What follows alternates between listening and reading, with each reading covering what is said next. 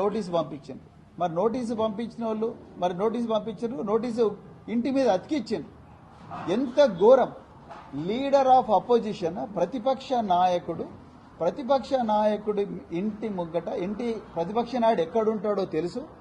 ఆ క్యాబినెట్లో ఉండే మంత్రులందరూ కూడా ప్రతిపక్ష నాయకుడి ఇంటికి పోయి రకరకాల పండగలకు కార్యక్రమాలకు ఇన్వైట్ చేయడం వచ్చు, ఫోటోలు దిగడం వచ్చు, సోషల్ మీడియాలో పెట్టడం వచ్చు, అధికారికంగా ఇవ్వడం వచ్చు. కానీ రేవంత్ రెడ్డి గారి కింద పనిచేస్తున్న పోలీసులకు మాత్రం కేసీఆర్ గారు నివాసం ఉంటున్న బంజారా హిల్సే కనిపిస్తా ఉన్నది, నందినగరే కనిపిస్తా ఉన్నది.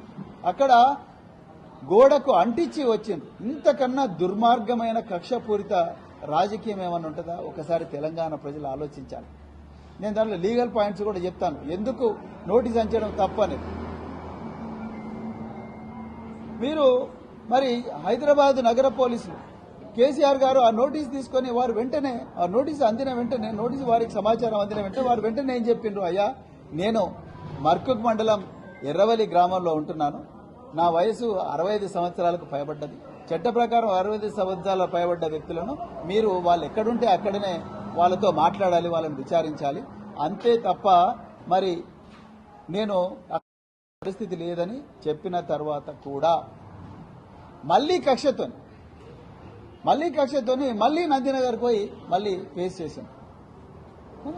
ఒక లీడర్ ఆఫ్ అపోజిషన్, తెలంగాణ తొలి ముఖ్యమంత్రి,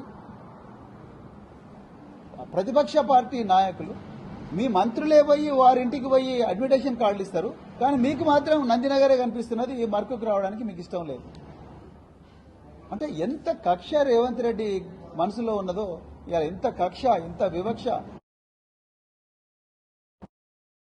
మీరు చూడండి.